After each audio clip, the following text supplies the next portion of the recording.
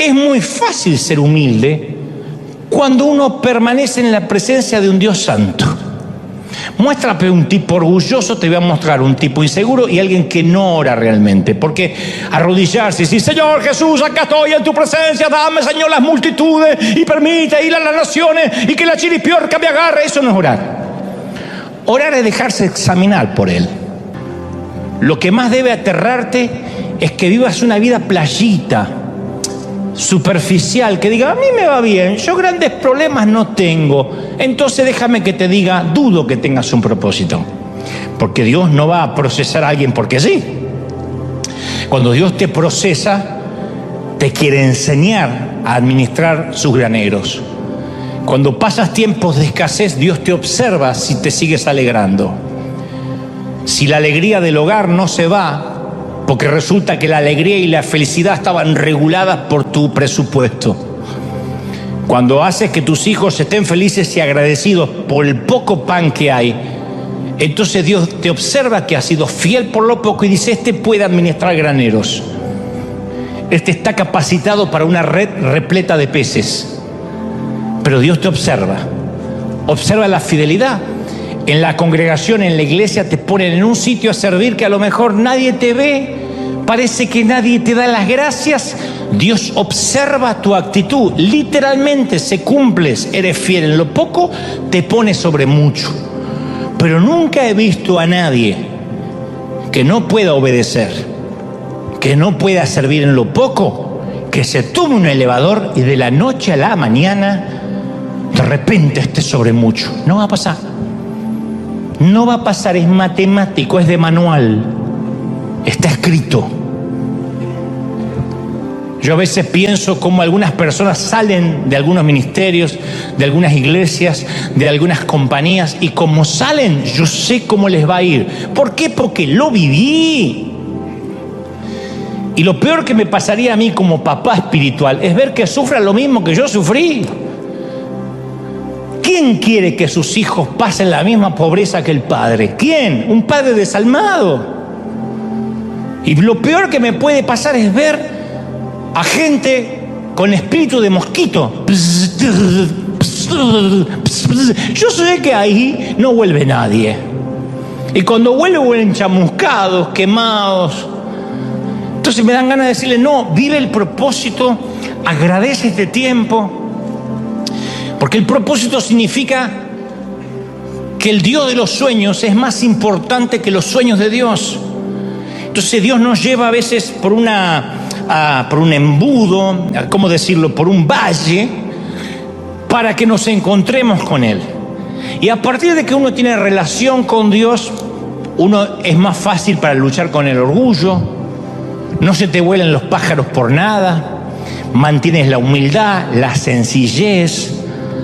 Yo puedo hacer bromas de mi orgullo, de mis torpezas, porque sé que cada día, aunque me cuesta horrores, estoy creciendo un poquito más conforme a la estatura de la plenitud de Cristo. Me falta, hasta que Cristo venga o hasta que me toque bajar al sepulcro, seguiré creciendo, porque Dios todavía tiene propósito para mi vida.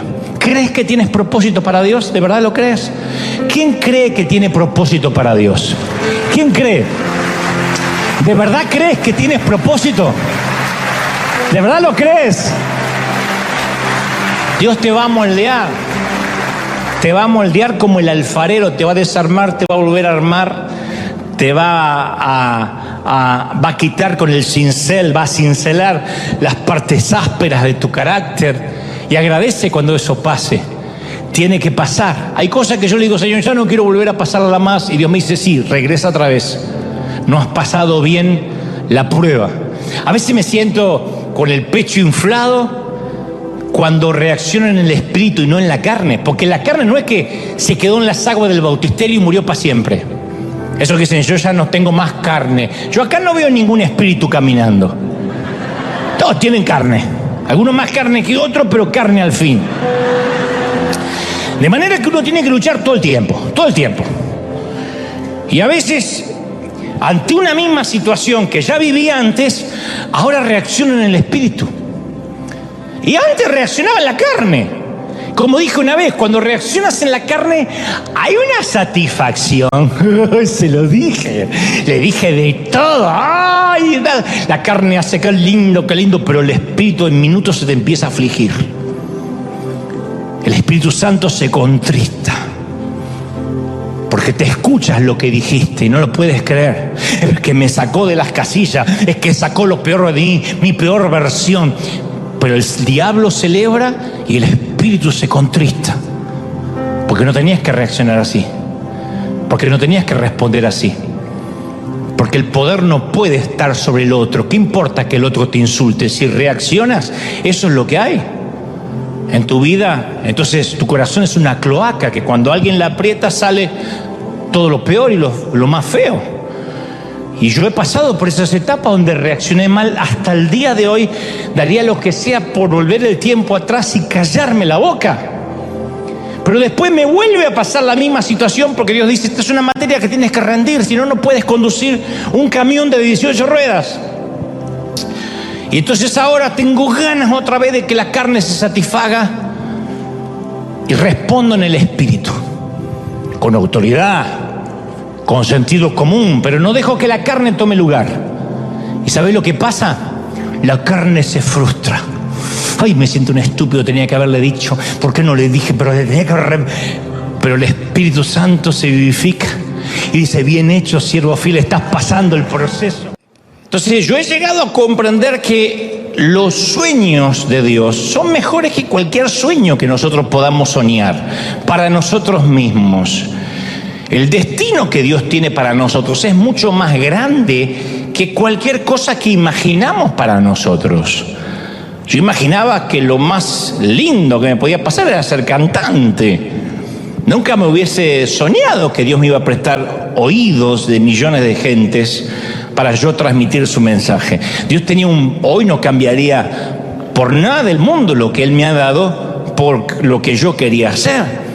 Por eso es vital que uno se dé cuenta a tiempo que heredar una túnica de colores no significa que estamos listos, porque la estupidez también se viste de trajes caros. José, estoy hablando del José bíblico, se vistió de Prada. Su padre le regala un traje de diseño. Algunos ya conocen la historia. Que le regale a un hijo un traje de diseño quería decir que era el escogido, el hijo consentido, el hijo de la vejez. José nunca tuvo que preguntarse si su papá lo amaba, porque José era el hijo del cual su padre presumía. José, me imagino que podía quedarse acostado hasta tarde, jugar más tiempo, trabajar menos, salirse con la suya. Jacob, su padre, transpiraba favoritismo para con José. Y José recibió un traje de marca, dice la palabra, que le dio una túnica de colores. Los hermanos se vestían, iban los martes arroz al descuento de jubilado, lo que podían encontrar. Porque uno no puede vestir a 12 muchachos en pleno crecimiento con un salario de nómada sin salirse del presupuesto. Pero si se trataba de José, Jacob se gastaba un dineral. Papá, quiero Prada, le compró Prada. En esos días la vestimenta era una expresión del estatus. Y José tiene un traje que lo hace especial y cree también que es un llamado, que es un hombre especial. Pero todavía no sabe José que a un llamado no lo determina la ropa, el favoritismo, el favor, la gracia, sino el carácter.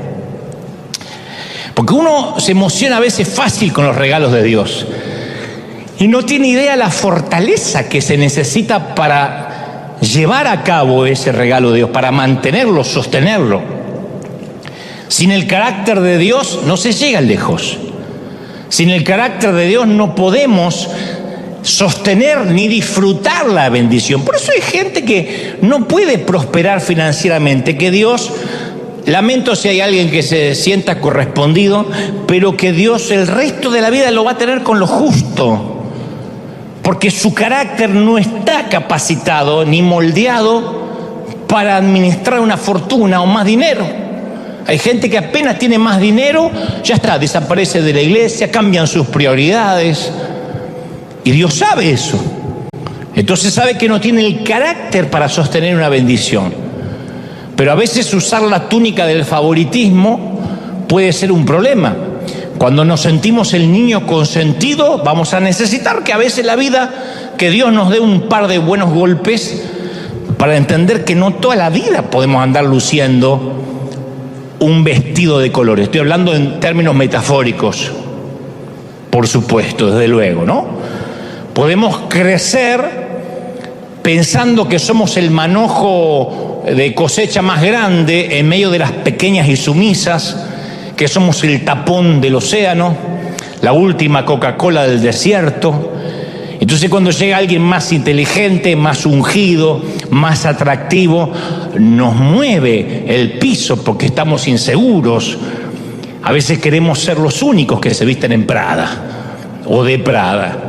Y debajo de ese traje de diseño, a veces escondemos el temor de perder nuestra posición favorable, porque José no solo vistió una túnica, sino que también tuvo grandes sueños acerca de su destino. Y los sueños en la época de José simbolizaban algo profético. Estos sueños eran impactantes porque hablaban del futuro de José.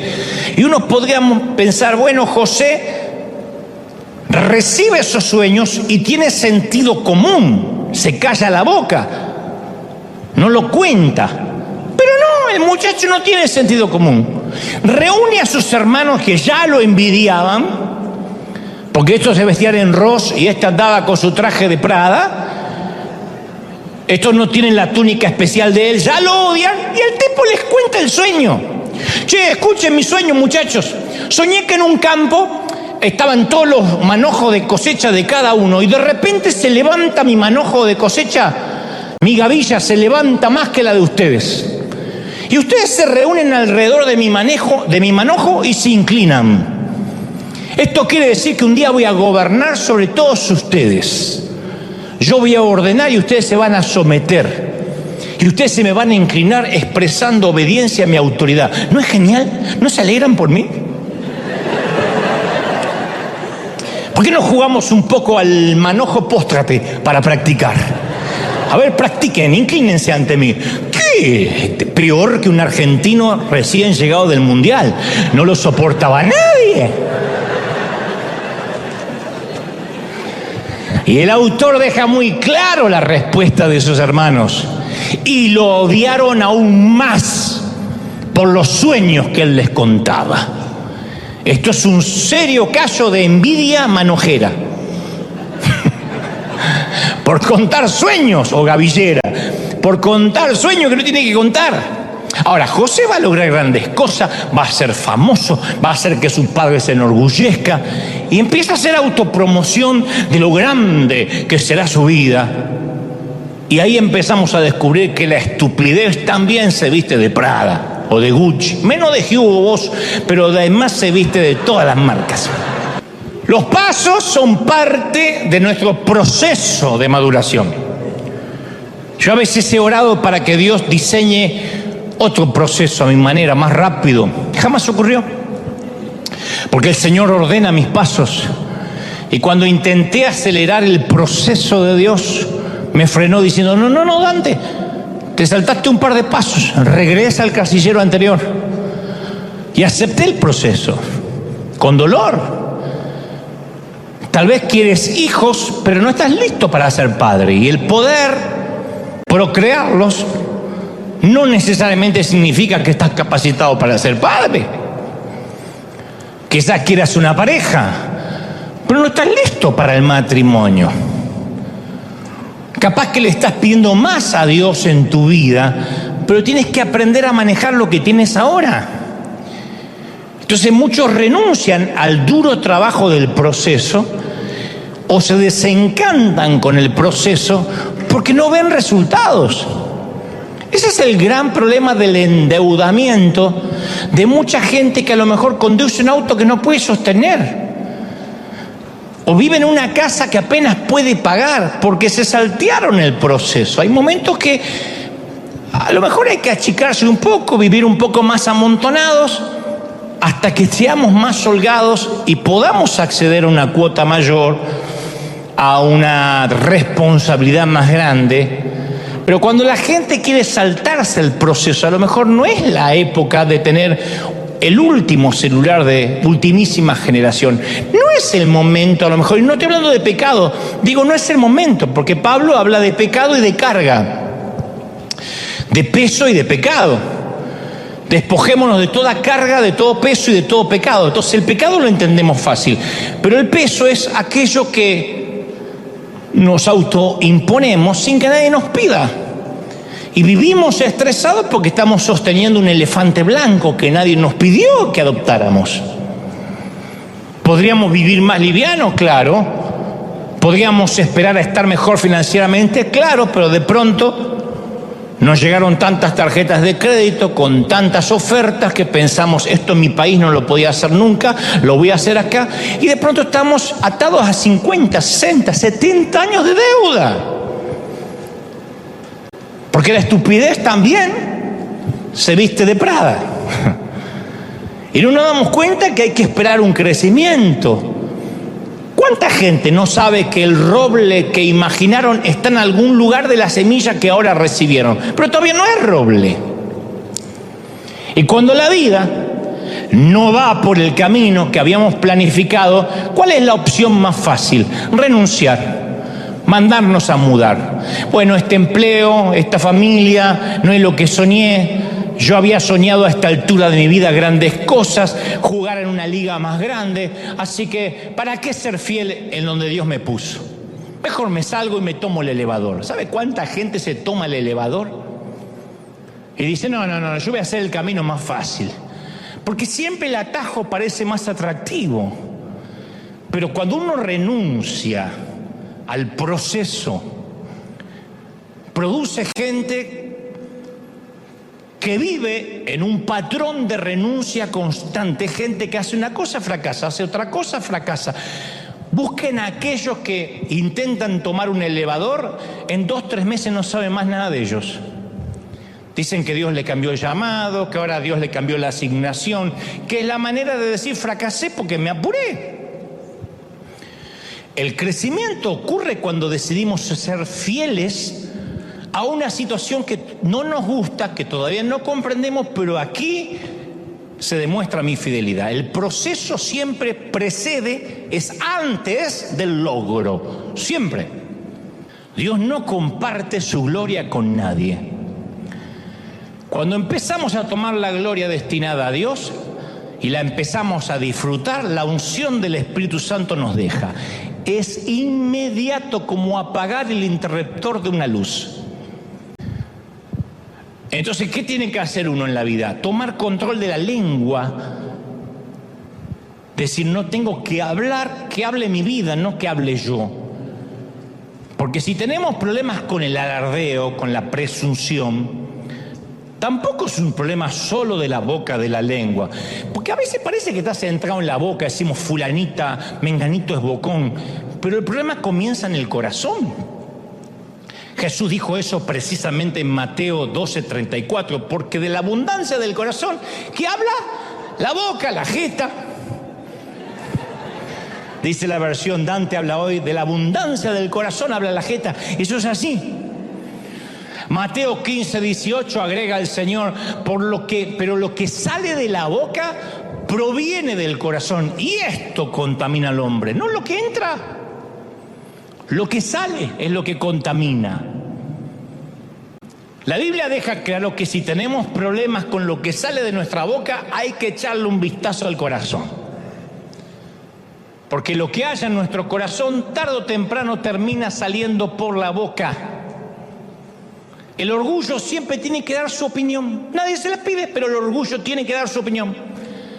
El orgullo tiene que decirle a todo quién es él, qué ha hecho, lo que va a hacer. El orgullo nunca puede cerrar la boca, nunca. Y si el orgullo está en nuestro corazón, siempre va a encontrar la manera de salir, siempre. Las veces que yo me metí en problemas siendo más muchacho, es porque hablé, porque metí la pata, porque uno habla. Es muy fácil ser humilde, cuando uno permanece en la presencia de un Dios santo. Muéstrame un tipo orgulloso, te voy a mostrar un tipo inseguro y alguien que no ora realmente. Porque arrodillarse y decir, Señor Jesús, acá estoy en tu presencia, dame, Señor, las multitudes y permite ir a las naciones y que la chiripiorca me agarre, eso no es orar. Orar es dejarse examinar por Él. Lo demás es ir a plantearle sueños al genio de la lámpara. Si uno entra al lugar de oración, es muy difícil, si se deja examinar, salir de esa reunión sintiendo orgullo. Mi manera para vencer el orgullo de ese muchacho que te hablé, a este hombre que creo que hoy soy, no es que ahora soy más santo, es que aprendí a estar más tiempo con Dios. Moisés quería hablar cara a cara con Dios, pero no estaba buscando cumplir su sueño. Él buscaba una relación con Dios, amaba ver su rostro. Moisés comprendió que era más importante el rostro de Dios que el sueño de Dios para su vida. Ya tenía un sueño Moisés. Era el liberador de Egipto. Sin embargo decía, muéstrame tu rostro. Por eso, si uno no está seguro de su llamado, yo te animo a que busques no el sueño, sino al dador del sueño. Que digas, yo quiero encontrarme con Dios. Cuando uno realmente tiene un encuentro con Dios, se le acaban las boberías, se le acaban las tonterías, porque no me mencionan, porque no me dijeron, pero que yo no figuré, pero debieron haberme dado las gracias al menos, no noté que me aplaudieron. Todo eso desaparece cuando uno está allí chiquitito ante la presencia de Dios. Dios nunca va a hacer algo que vaya contra el sentido común, que nos haga transitar por los rieles de la estupidez. Eso no es fe. Eso no es creerle a Dios y bajarse de la barca. Eso en ocasiones es simplemente no reconocer que a lo mejor este hombre quería dejar la fábrica y no quería trabajar más. A lo mejor quería amanecer todos los lunes a las 11 de la mañana sin que nadie lo molestara. Pero es más lindo, más glamoroso decir, Dios me está pidiendo que deje de trabajar. Ah, sí. Eso es como que Dios te pida, mata a tu suegra. Dios no lo va a pedir, aunque tengas muchas ganas. Y esa es una de las causas que los psicólogos llaman el fenómeno del impostor. Que después tratar de vivir una vida tratando de cubrir la baja estima, la inseguridad. En el caso de este muchacho, no quería hacer algo diferente a lo que ya venía haciendo. Él quería su foto en primera plana. A ese síndrome se le llama querer ser cabeza de ratón en lugar de cola de león. Hay gente que prefiere ser el jugador número 10, tener en la camiseta el número 10 en el Deportivo Barrial, antes que estar en el banco de suplente del Paris Saint-Germain. Hay jugadores que dicen, me llamaron de Europa. ¿Y dónde vas? Al Barça. Messi tuvo que estar tiempo en el banco. Ronaldo tuvo que estar tiempo, para los que conocen de fútbol, algunos están diciendo que yo miro béisbol. Bueno, son jugadores de fútbol. Ronaldo tuvo que estar meses sentado en una banca, pero estaba en un equipo europeo, en las grandes ligas, que es mejor que jugar en un partido, en un equipo pequeño de Portugal. Pero hay gente que dice, no, pero en Portugal, en Buenos Aires, en Caracas, en México, yo soy el número 10. El otro día hicimos un partido y ganamos 32-11. ¡Oh! ¿Viste esos partidos de solteros contra casados que ves 22 gordos corriendo que te da una lástima? El gordo hace así, mete la pelota y el arquero, como ya está cansado, dice, más sí, la próxima la atajo. Pero hay gente que dice, eso me gusta. Antes que jugar en las grandes ligas, Dios nos libre de ese estrechamiento neurótico de los vanidosos. Pero todos enfrentamos ese desafío, todos, Y nuestro Padre también nos da regalo a través de nuestro crecimiento. Pero José comete un gran error. Encuentra su identidad en el regalo que lo identificaba como el hijo favorito, en lugar de la relación con su padre que debió haber tenido, que lo hacía ser el hijo favorito. A veces el regalo es lo que nos empieza a dar identidad. Y como resultado uno termina perdiendo ese regalo. A veces uno puede cometer el error de quedar atrapado en el regalo que Dios nos ha dado.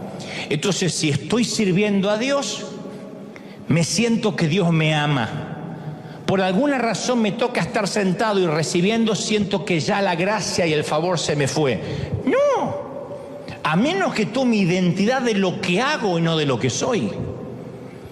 Es espantoso ver gente que a veces se va de una congregación a otra porque allá le van a dar un puesto o le van a dar algo para hacer. Y yo no digo que esté mal el deseo de servir, lo que digo es que cuando la motivación es tomar identidad de lo que hago, en lugar de la relación con mi Padre, entonces voy a terminar perdiendo el regalo. Porque uno puede asignarse identidad en el ministerio, en el servicio, en lugar de asignarse la identidad en el Dios al que decimos servir. ¿Me siguen, sí o no? Me miran con la carita así medio extraña, yo no sé si me están siguiendo. Cuando uno toma identidad de lo que hace, corre el riesgo de perder el regalo. Entonces quiero aclarar algo importante. El padre le dio el regalo a José, no fue su padre el que se lo quitó. José perdió su túnica por sus propias acciones. Él la perdió porque estaba orgulloso de lo que representaba. Cuando Dios nos da regalos, Él nunca nos lo quita. La Biblia dice que irrevocables son los llamados de Dios. Irrevocable es el llamado y el don de Dios. Dios no te quita el don, lo cual no significa que vas a ser salvo, pero no te quita el don. Yo conocí una profeta que se fue de la iglesia y se hizo bruja. Y el mismo don que tenía para profetizar ahora era bruja. Pero eso no significa que tenga a Cristo en su corazón. Posiblemente si yo no me toca el día de mañana predicar, pueda tener la misma verborragia para hacer otra cosa, pero eso no significa de que voy a quedar mudo tan solo porque me vaya de la iglesia. Pero nosotros podemos perder los regalos de Dios. ¿Cuánta gente tiene un don de Dios maravilloso y no lo puede usar o lo usa mal porque su corazón no es correcto? Lo usa mal porque su corazón no está alineado con Dios. José, cuando recibe la túnica de colores de su padre, tenía 17 años, pero era soberbio, ufano, petulante, dicen algunos historiadores, lo cual no estoy de acuerdo, que era casi un argentino. Yo creo que era mitad salvadoreño y mexicano.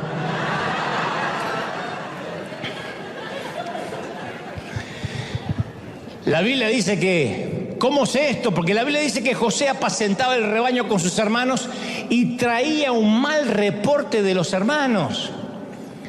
Yo no digo que los hermanos necesariamente eran unas carmelitas descalzas, por ahí eran malos tipos.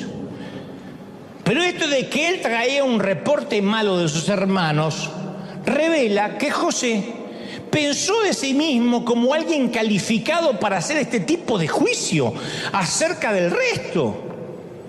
Cada vez que uno hace un juicio del comportamiento de los demás, eso revela una actitud orgullosa de nuestra parte. Dios dice, tienes que cambiar. Sí, pero aquel, fíjate, está peor que yo. Ahora, ¿por qué Dios le daría un sueño tan grande a un muchacho de 17 años? ¿Qué la edad que se presume tenía José? ¿Por qué no esperar a que él fuera mayor, un poco más sabio, un poco más humilde? La respuesta es sencilla. Desde la túnica al trono siempre hay peldaños, escalones. Pero una de las razones por el cual el orgullo sigue apareciendo es que intentamos tratar con el fruto en lugar de ir a la raíz. Entonces, cuando uno ve el orgullo en su vida, trata de sacar las tijeras de podar y decirme, tengo que cuidar un poco con lo que digo. Pero si uno no trata con la raíz del orgullo, va a continuar apareciendo y va a retrasar nuestro destino. ¿Cuál es la raíz del orgullo? Se llama inseguridad. La inseguridad es la raíz del orgullo.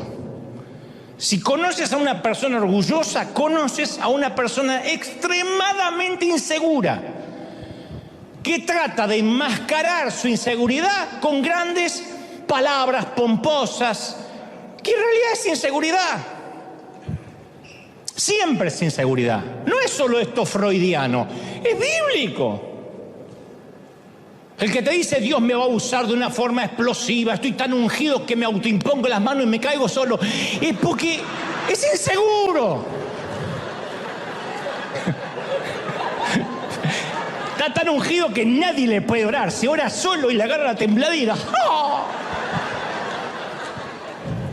Detrás de un orgulloso siempre hay un niño asustado, siempre. Porque el orgullo es lo que la gente ve.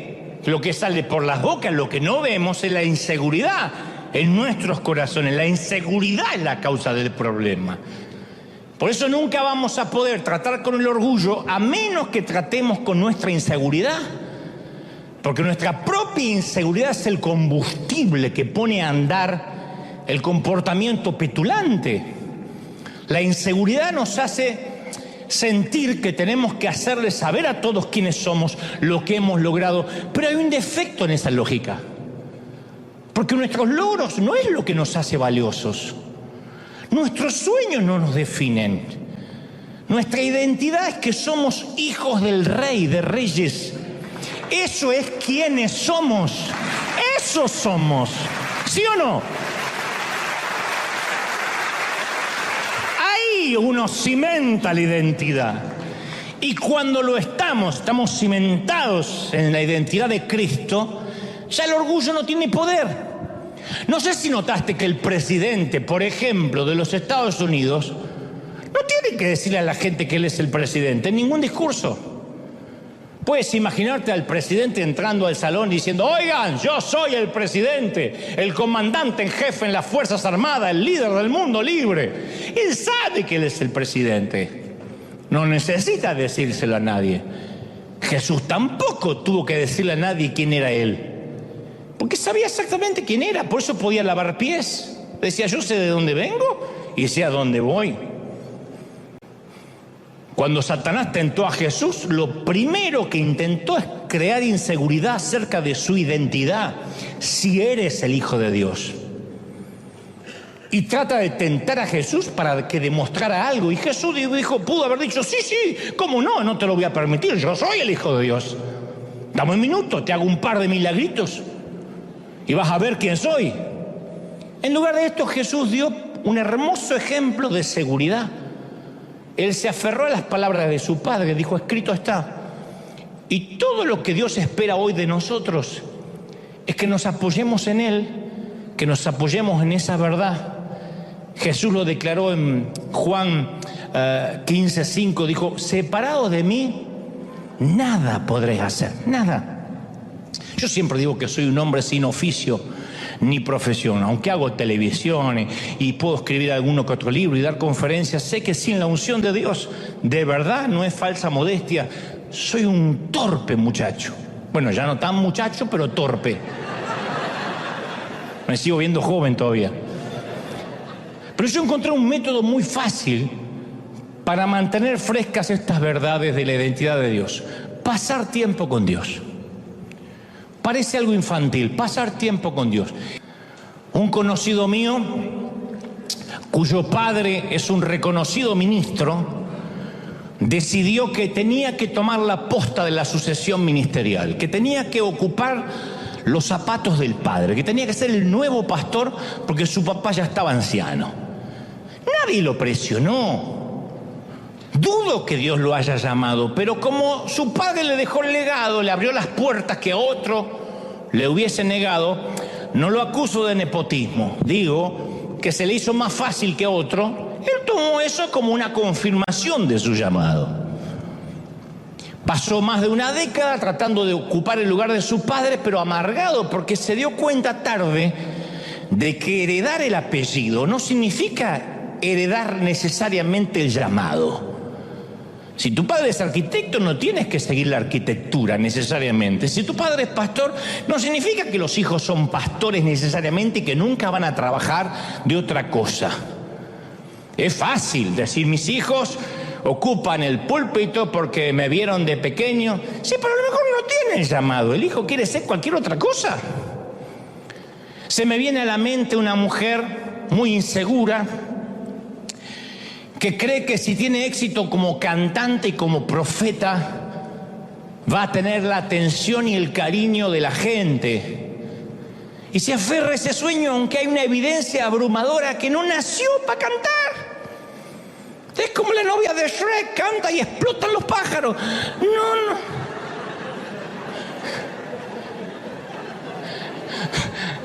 Dios no la dotó con esos dones. Pero ella se aferra a ese sueño. Y siempre que alguien trata de decirle que está cometiendo un error, le causa un dolor insoportable porque siente que la rechazan, que no creen en su llamado, que le quieren poner un pie encima. En el llamado de Dios no hay atajos, no hay elevadores. En el llamado de Dios nadie puede tomarse un elevador. ¡Uy, estaba acá y subí al 22! No pasa. Quien pretenda subir por un elevador está enamorado de la foto, de ver su imagen allá arriba. Y no puedes enamorarte de la foto sin pasar por el proceso. Dios sabe que una bendición demasiado pronto y sin proceso nunca es bendición. Una bendición que llega demasiado pronto nunca es bendición. Vayan a buscar la historia de los ganadores de la lotería. Especialmente si esos ganadores de la lotería no tenían donde caerse muertos antes de sacarse el gran billete. O los boxeadores que de una pelea a la otra se hacen multimillonarios. O futbolistas que firman un contrato astronómico, soberbio y sideral de la noche a la mañana y terminan con vidas disipadas, con vidas perdidas, porque no tenían el carácter para administrar, para sostener la bendición. Y la vida de José es una historia de buenas y de malas noticias. Es el consentido de papi, eso es muy bueno. Sus hermanos lo odian a muerte, eso es muy malo. Su papi le regala una hermosa túnica Prada, eso es muy bueno. Sus hermanos lo hacen trizas a la túnica, la cubren de sangre, simulan su muerte, lo venden como esclavo en un Egipto lejano, eso es muy malo. José se asegura un empleo equivalente a Silicon Valley en el Egipto con Potifar, un jefe rico, un magnate. Le cae muy bien a Potifar, así que se le concede mucho poder, le da un ascenso, trabaja en la oficina principal, termina haciéndose cargo de todo, es un gran empresario, aparece en la portada de Forbes. Además de todo eso, José es un hombre asombrosamente bien parecido a Tom Cruise, pero más alto, más guapo y argentino. Tiene todo. Todo esto es muy bueno. La esposa de Potifar está de acuerdo que es muy guapo, trata de seducirlo, eso es muy malo. José se resiste, eso es muy bueno. La mujer despechada se enfurece, le miente a su esposo. Hace que José vaya a dar con sus huesos a la cárcel. Como en Egipto no hay una buena regulación contra el acoso sexual, José está atrapado. Muy malo. En la prisión conoce al mayordomo del faraón, interpreta su sueño, predice que el mayordomo lo van a dejar a salir en libertad condicional y se quedan de acuerdo que cuando éste salga en libertad condicional va a conseguir la libertad de José. Pero el mayordomo se olvida de José y él languidece en prisión. Muy malo. Y uno se pregunta, ¿cómo termina esta historia? Lo que importa en las historias de buenas y malas noticias es cómo termina la última parte. Si termina con malas noticias, todo lo que haya pasado fue una falsa esperanza. Si la historia termina con buenas noticias, la historia entera queda redimida. No importa lo que haya pasado. Entonces hay una gran diferencia entre la fe y la necedad. A veces sabemos, estamos conscientes que estamos haciendo una estupidez, pero la disfrazamos con Dios me dijo, con Dios me llamó. Y eso es porque nos miramos al espejo de tanto en tanto y vemos un hermoso traje y pensamos que ya estamos listos para cumplir el sueño. Y nos olvidamos que la estupidez también viste de Prada, que la estupidez llega a los 40, a los 50, a los 60, a los 80. La estupidez no tiene límites y tampoco respeta edades y mucho menos niveles académicos. El Señor no envió a José a que fuera vendido como esclavo e incluso que fuera a prisión porque sí. Él estaba con él. Continuamente en las Escrituras, si ustedes leen la historia, van a decir, y Dios estaba con José. José estaba saturado de significado y de propósito. Una y otra vez dice, y Dios estaba con José en la cárcel, en la casa de Potifar, en el pozo, en la cisterna. José tuvo que aprender a vivir sin la túnica. Cuando entendió lo que era vivir sin la túnica, recién pudo cumplir su sueño, alcanzar la profecía y llegar al trono. Terminó siendo gobernador de Egipto, el segundo hombre más rico y más poderoso del mundo, y probablemente tenía en su closet cientos de túnicas Prada. Cuando ya fue poderoso, Dios le restituyó lo que había perdido al 100%. ¿Cuándo? Cuando José recuperó algo mucho más importante que la ropa, que una túnica. Cuando recuperó la relación con su padre. Durante años no supo nada de su papá terrenal, ni siquiera estaba seguro que vivía. Pero después que José se dejó procesar, restauró su relación con su padre y recuperó lo perdido. Entonces hoy quiero que agradezcamos por la temporada que nos toca vivir sin la túnica de colores, porque significa que Dios tiene un propósito. Quiero que te lo grabes. Si las cosas se están poniendo feas, es porque Dios tiene un propósito. ¿Cuántos de los que somos papás quisiéramos evitarle dolor a nuestros hijos o no? ¿Quién no le daría por las noches una inyección de experiencia para que nunca le rompan el corazón a nuestra niña, para que nunca nuestro hijo lo despidan del empleo, para que nunca tenga una mala nota? Por eso hay padres que cuando vienen con una mala nota del colegio quieren ir y quemar el colegio con los profesores adentro, porque mi nene no se lo merece. Pero tiene que golpearse en la vida. ¿O no nos golpeamos nosotros en la vida? ¿O cómo llegaste hasta aquí? ¿Quién de nosotros salió de una cajita de cristal? ¿Quién vivió en una burbuja? Yo pasé años predicando en pequeños campamentos donde me ponían en el peor horario. Estaban todos los muchachos así. Yo decía, ya termino. Habían jugado la pelota, piscina todo el día, y me ponían a última hora a predicarles. Hacía programas de radio que escuchaban tres ancianas, que como no podían orinar bien, ponían la radio. Yo no entendía que mientras que yo trataba de edificar un ministerio, Dios estaba tratando de edificar a un hombre. Hoy, años después, por ejemplo, en River tenemos un orden, una excelencia, todo está cuidado, el servicio es detallado, minuto a minuto. Y hace poco un colega me dijo, nuestros servicios son más espontáneos. Mis mensajes, dice, son hasta espontáneos. Yo prefiero fluir en el espíritu. Dice, yo sé cuándo comienzan los servicios, pero nunca sabemos cuándo acaban. Pensé que yo iba a decir, mirá qué ungido. Y yo le dije, yo te felicito, pero una nave como River necesita un alto nivel de organización, de logística. Ya no podemos darnos el lujo de ser una iglesia de barrio a merced de las hormonas de su pastor. Pues yo soy muy delicado para decir las cosas. Y yo no, la iglesia no puede ser según mis hormonas. Hoy tengo ganas que ¿cuántos creen de que hoy nos vamos a las 3 de la tarde? Amén. Y no hay segundo servicio y ustedes lo que planificaron no sirve. Parece muy espiritual, pero yo digo siempre, cuando más manejamos, más nos debemos preparar. Cuando más deseemos, más necesitamos del proceso.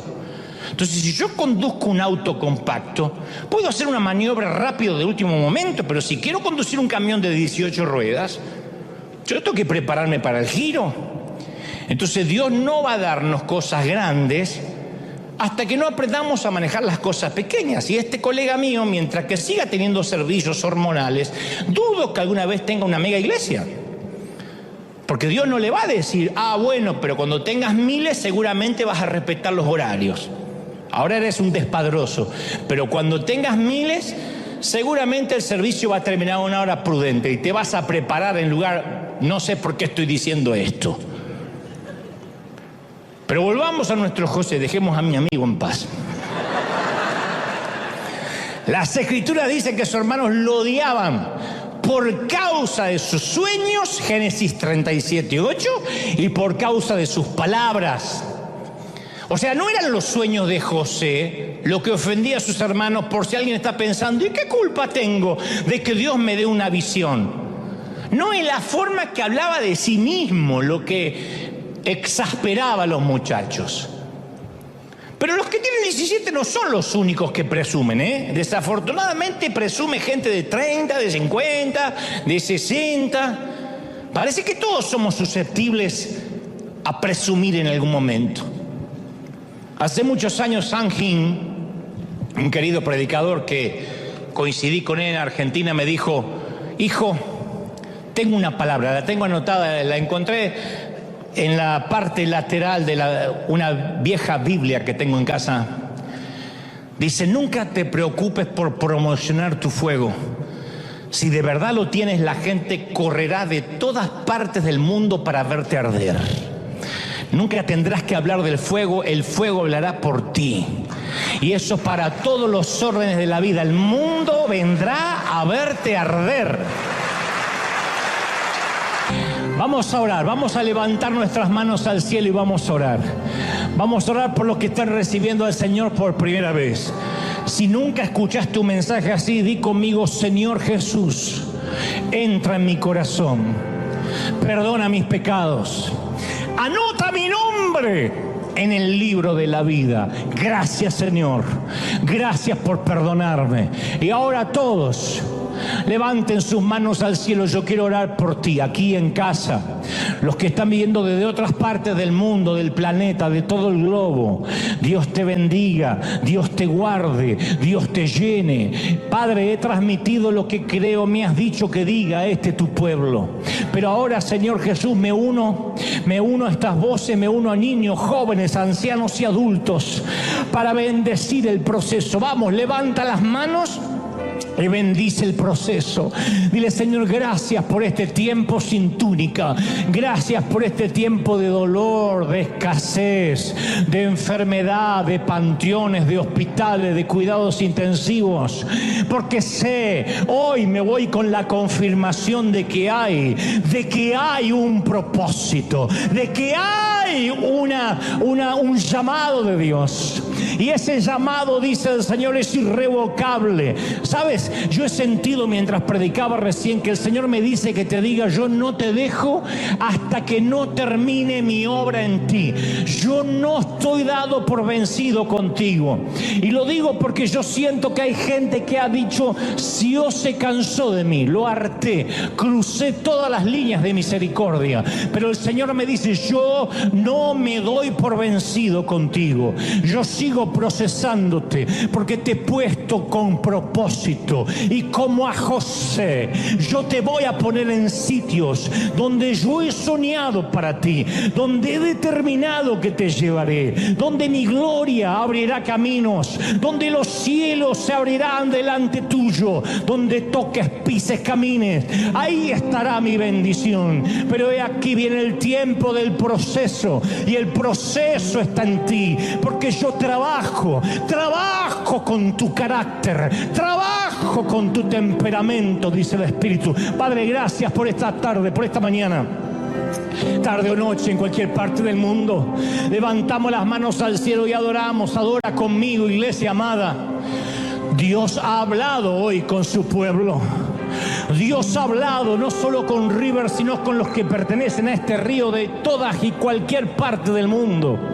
Amados consiervos pastores, amados líderes, como los ama el Señor ahí en cualquier parte del mundo. Bendigo a aquellos que están luchando con una congregación pequeña, han soportado divisiones. El Señor me ha dado desde hace semanas una palabra para ustedes. No se entreguen, no se rindan, no baje los brazos. A veces un saneamiento, una limpieza, una liberación de las arterias de la gracia trae un nuevo mover. No retengas a los que yo he quitado, dice el Señor. No te preocupes por los que yo me llevo, porque dice el Señor, yo estoy preparando el terreno para lo que va a venir sobre tu congregación. Estoy orando por esos ministros que están luchando con enfermedades secretas. Están penando para poder pagar sus gastos privados. Y hay alguien especial que dice, no puedo ni decirle a la congregación, no sé qué van a pensar. Yo voy a sustentarte, dice el Señor. Pero estoy preparándote porque muchos de mis hijos, muchos de mis siervos los he perdido. Han perdido la sensibilidad conmigo, dice el Señor, a causa de que les di prosperidad. A causa de que sus cuentas bancarias se llenaron. Perdieron la sensibilidad, perdieron la dirección, dejaron de buscarme.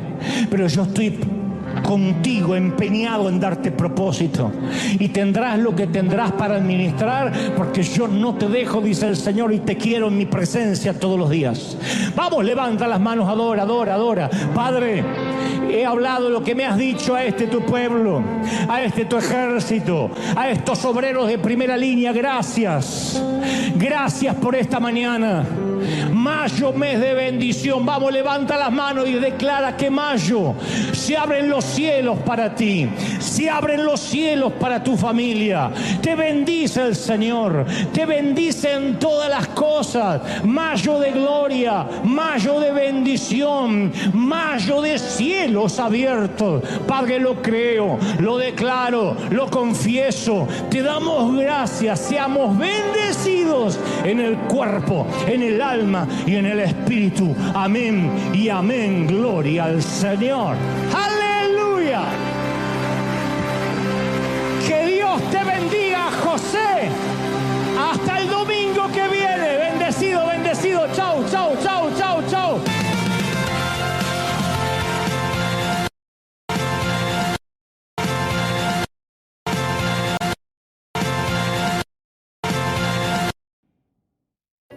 La fe no nace en la mesa de negociaciones donde canjeamos nuestros dones por un milagro de Dios. Por favor. La fe no nace decretándola en un congreso profético. Son pamplinas. Te están timando. La fe tampoco nace pactando por un milagro. Son patrañas de alguna maratónica para robarte el dinero.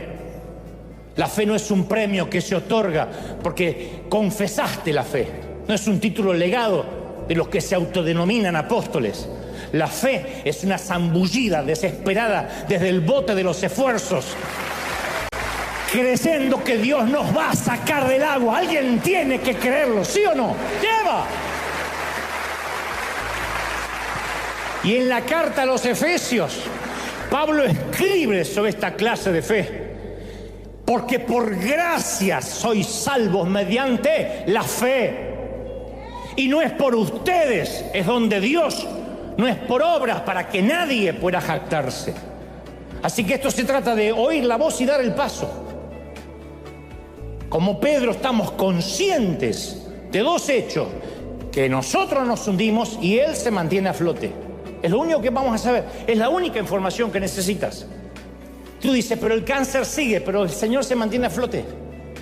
Pero mi tormenta económica cada vez es peor, pero Dios está a flote. Tu problema sería que dijeras, di a Dios y también se estaba hundiendo, pobrecito. Pero mientras que Él esté a flote, hay que tratar de sobrevivir, mantenernos mirándolo. Abandonar el Titanic de nuestro fariseísmo y nos paramos firmes en el sendero sólido de la gracia de Dios. Y sorprendentemente vamos a caminar sobre el agua. Y cuando la gente nos pregunte cómo podemos mantenernos firmes en tiempos de enfermedad y de crisis y en tiempos de problemas familiares, no nos jactemos, no fanfarroñemos. Hay que señalar sin vacilación a aquel que lo ha hecho posible. Hay que decir, es que yo fijé los ojos en Él.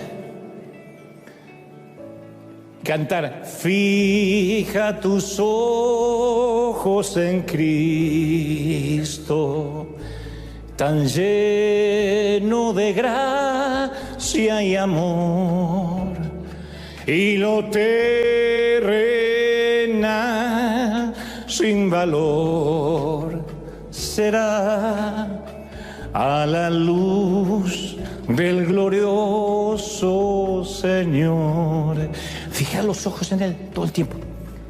Algunos, a diferencia de Pedro, nunca miran atrás y lo celebro. Otros hemos sido como Pedro, uno siente el viento y nos llenamos de miedo otra vez. Quizá enfrentamos el miedo del orgullo. Bueno, tan malo no puedo ser porque fíjate, estoy caminando sobre el agua. Fíjate lo que puedo hacer. Quizá enfrentamos el viento del legalismo. Bueno, sé que Jesús está haciendo parte de esto, pero yo hago el resto, yo cuido mi propia santidad. Sin embargo, la mayoría de nosotros enfrentamos todos el viento de la duda. Soy demasiado pecador para que Él me rescate. No merezco que me salve la vida. Y nos hundimos más profundo en culpa. Algunos abrimos los ojos y lo único que vemos es oscuridad. Tratamos de respirar y no hay oxígeno. Y tratamos desesperadamente de volver a la superficie. Y con nuestras cabezas apenas fuera del agua, tenemos que tomar una decisión. El arrogante se pregunta, voy a salvar las apariencias. Así que prefiero quizá ahogarme en el orgullo. Sí, es una posibilidad. O clamo pidiendo por ayuda y me tomo de la mano de Dios y me meto el orgullo en el bolsillo. El legalista se pregunta, ¿voy a hundirme bajo el peso de la ley? ¿O abandono la doctrina y por una vez camino por gracia? Bueno, conocemos la decisión de Pedro. Dice que cuando él empezó a hundirse, clamó, ¡Señor, sálvame! Inmediatamente Jesús lo levantó. Cuando Dios no aparece de la manera que pensábamos, sentimos que entonces esto no es de Dios. Y cuando se tarda más de lo que calculamos o especulamos o decretamos o confesamos o creímos que iba a tardar, pensamos que tampoco es Dios. Señor, yo sé que esto no pasa del día viernes, y cuando pasa del viernes y pasa del mes y pasa del año, decimos entonces Dios no es. Porque estamos tan cansados y tan exhaustos que lo único que vemos a veces es un fantasma en la oscuridad, fantasmas en la oscuridad. Y es Dios, pero para nosotros son nuevos fantasmas en la oscuridad. Porque los discípulos pensaban, a ver, cuando Jesús llegue, el mar se va a tranquilizar como la otra vez, el viento se va a aquietar como la otra vez, ¿o no? ¿Te acuerdas cuando lo despertamos? Dijo, viento, aquíétate, y el viento se calmó. ¿Por qué no lo va a calmar ahora? Si es Jesús, Él tiene que hacer todo lo mismo. Es como esos predicadores que dicen, si tú confiesas y lo declaras, vas a ser sano. ¿Por qué? Porque ya lo hizo muchas veces. Nadie tiene la receta de cómo Dios lo va a hacer. Ni los padres criamos distintos hijos iguales. ¿Por qué? ¿Qué sé yo? Porque cada uno entiende, comprende de maneras diferentes. Y porque uno no tiene la misma edad que cuando fue padre por primera vez, que cuando fue padre por cuarta, quinta o la vez 18. Mis hermanos siempre le decían a mi papá, Dante hace de todo con ustedes les aguantan cosas que a nosotros ni nos soportaban. Mi papá decía, pero cuando te tuve a vos, Sergio, yo tenía 20 años, ahora tengo 50, ni me acuerdo que tengo hijo.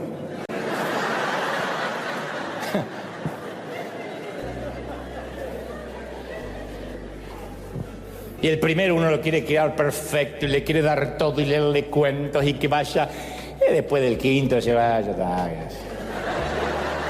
Ahí tenés el iPad, fíjate ahí. Mamá, ¿qué significa googlear? Googlear. Busca en Google, ¿qué me preguntás? Y bueno, y cuando pensamos, cuando Jesús llegue, el médico va a decir que el cáncer desapareció. Yo confieso que el próximo análisis el médico va a decir, estoy sorprendido, no hay nada. Y el médico viene y dice, no, sigue creciendo, hay metástasis. Y ahí vemos fantasmas, no vemos a Dios. Porque si Dios fuera allá, ¿por qué no puede sacar el cáncer de golpe? ¿Por qué necesitas sacarlo de a poquito o que yo sufra? Si esto es de Dios, el banco me va a llamar y va a decir: Señor, perdona su deuda. No sé quién apretó un botón de LED y justo su deuda. Y el banco dice: no, vamos a ejecutar. Y uno dice: no, eso es un fantasma, este no es Dios. Porque Dios va a obrar como yo escuché, que dicen: no sé qué pasó, acá me dice que usted tiene 0 deuda. Y a veces las deudas así no funciona, tenemos que pagar hasta el último peso, refinanciar y pedir prestado y embarcarnos más. Yo he tenido desde milagros a que la deuda fue pagada por alguien de golpe y he tenido que pasar años pagando una deuda. El problema es que cuando por buscar la fogata, el fuego, nos perdemos la vela, cuando por querer oír el estruendo pasamos por alto el susurro y creemos que ese no es Dios. En el mar de Galilea nada había cambiado, todavía rugía la tormenta, el viento seguía chillando, el bote se tambaleaba y en el medio del tumulto oyen la voz, dice, que a la 4ª vigilia de la noche, esto es entre las 3 y las 6 de la mañana, no sabemos cuándo fue, pongámosle 4 de la madrugada, cuando más oscura está la noche, Jesús vino a ellos andando sobre el mar, andando sobre la tormenta no se calmó. Les quería decir: yo soy el Cristo que puede caminar sobre tu tormenta, no necesito calmarla para que me creas. Yo puedo caminar sobre tu crisis, puedo caminar sobre tu dolor. Y les dice: valor, soy yo, no tengan miedo. Y ellos, viendo a Jesús, o sea, no es que ya pensaron que era un fantasma, viendo a Jesús, dice las Escrituras, que andaba sobre el mar, tuvieron pánico, miedo. Entonces, ¿por qué no viene Jesús? Si no es un juego, si esto es serio, ¿por qué no aparece? Preguntas, insisto, que todos nos hemos hecho en algún momento. ¿Y por qué? En el hospital, tratando de ver una luz de esperanza en la costa. ¿Quién no estuvo en el hospital? Y a veces se sufre más en la sala de espera que estando dentro, en la sala de cuidados intensivos, donde uno está medio drogado y no sabe ni dónde está.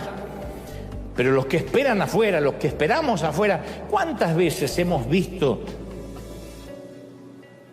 o hemos tenido la esperanza de ver una luz en la costa, y hemos reprendido y decretado y oramos todo lo que se nos ocurre, leímos la Biblia y confesamos en fe? Porque aparte uno tiene esa sensación de que sabemos que Jesús sabe lo que nos está ocurriendo. No somos ateos. Decimos: yo sé que Dios sabe lo que me está pasando, que está consciente de la tormenta que me aflige. ¿Y por qué no aparece? ¿Por qué no lo vemos en ninguna parte? ¿Por qué hay que esperar tanto? ¿Por qué hay que esperar que perdamos la casa? ¿Por qué hay que esperar que nuestro hijo corra peligro? ¿Por qué hay que esperar que se disuelva la familia y Él no aparece? Y ahí es cuando nuestro corazón, dije al principio, se empieza a endurecer. No lo estoy justificando, simplemente es una realidad. Porque nuestras oraciones comienzan a salpicarse con preguntas a Dios, hasta hechas con rabia. Yo he orado con rabia muchas veces. Di que Dios me tiene paciencia y dice: este cabezón no sabe que lo estoy procesando. Pero yo he orado muchas veces con rabia. Señor, si no lo haces, nunca más te voy a servir. Y Dios se quedó preocupado meses. Pero uno se pregunta: ¿dónde está Dios y por qué me hace esto? ¿Por qué? ¿Por qué me hace esto? No estoy diciendo que provocó la tormenta, pero ¿por qué me deja solo? Entonces la piedra del dolor golpea la ventana de nuestro corazón y todo lo que vemos es la espalda de Jesús subiéndose al monte. Y duele, caramba que duele. La pregunta de los muchachos era: ¿Qué esperanzas tenemos de sobrevivir a la tormenta de esta noche? Y la nuestra es, ¿dónde está Dios cuando mi mundo está embravecido? ¿Dónde está Dios cuando el enemigo parece demasiado grande, la tarea demasiado pesada, el futuro demasiado incierto y las respuestas demasiado pocas? ¿Dónde está? Y esto es lo que quiero compartirte, que quiero que jamás te olvides. Lo explicaré en un momento, pero quiero que no te olvides de este axioma, de este proverbio, de este tótem. Jesús sabe cómo te sientes. Lo diré otra vez. Jesús sabe cómo te sientes. Jesús sabe cómo te sientes. ¿Lo oíste? Lo grabaste. Y ahora sí, para que esta frase no sea un cliché, una frase hecha solamente, un eslogan, para que la frase tenga peso, te cuento lo que le pasó a Jesús en un solo día antes de la noche de la famosa tormenta. Vamos a retrotraernos en el tiempo un poquito, como hacen las series de Netflix o las películas que de pronto hacemos un flashback y volvemos hacia atrás el mismo día de la tormenta, pero temprano, cuando comenzó el día, para que pensemos y entendamos a priori por qué Jesús se fue a la montaña y los dejó solos. Yo he aprendido que a menudo la fe es la hija del miedo. Yo lo he aprendido así. Nunca me lo enseñaron, lo aprendí a los golpes. La fe es la hija del miedo. Pedro, por ejemplo, sabía lo que esa clase de tormenta podían hacer. Era pescador, más que cualquier otro. Era un viejo lobo de mar. Y había oído historias, había visto los naufragios, conocía las viudas de los pescadores. No hay una sola semana en que no había un funeral en las costas de Galilea por algún barco que se dio vuelta o naufragó. Y él sabía que la tormenta podía matar y quería escapar de ella desde las 6 de la tarde. Había querido salir desde ese bote durante toda la tarde y noche. Durante 9 horas había sujetado la vela, luchado con los remos, mirando el horizonte en busca de alguna esperanza y nada. Estaba empapado hasta el alma y cansado hasta el último hueso. ¿Estuviste ahí? Yo sí. No en el bote, pero sí empapado y cansado hasta el último hueso. Cada fuero más íntimo de mí algún día no pudo más. Cada átomo de mi ser estaba agotado. Así que si ahora vemos a Pedro en esta escena y lo vemos a los ojos, vamos a ver la cara del miedo. Pero este miedo nacería, de este miedo iba a nacer un acto de fe, que es lo que siempre pasa. Porque, insisto, la fe suele ser la hija del miedo. Lo que intento decir es que si Pedro hubiese visto a Jesús caminando sobre aguas tranquilas, en una noche serena de calma de primavera, jamás le habría pedido caminar hacia él. No. Y nosotros tampoco. Si yo hubiera nacido en una casa de padres ricos, jamás habría rentado un solo estadio por fe. Nunca habría emprendido un acto de fe, nunca. Uno piensa al revés, que si hay mucho dinero en el banco uno hace grandes cosas. No. Uno se queda en la zona segura y no hace nada. Muchos de ustedes no estarían en este país si las cosas hubiesen salido muy bien o como esperaban en vuestros países. Me consta que algunos cruzaron la frontera desesperados para tratar de darle un poco de dignidad a su familia, y algunos solos vinieron aquí a pelearse palmo a palmo con la vida, en una vida que es mucho más difícil que en nuestros países, especialmente cuando no hay legalidad, para poder mandar una remesa y poner un poquito de pan en la mesa para sus hijos. Para eso se necesita miedo, miedo a no morirse de hambre. Para eso se necesita miedo, temor de no quedarse en la pobreza. Y el miedo produce la fe. De eso estamos hechos los que hemos tenido miedo. Y entre otras cosas, jamás habría predicado un solo mensaje si no hubiese tenido pánico de hablar la primera vez.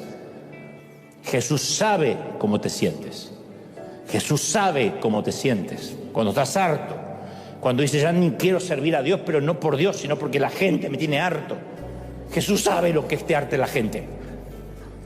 Ay, Jesús a María. No, Jesús también se hartaba, porque había gente como nosotros, pesada, neurótica, loca.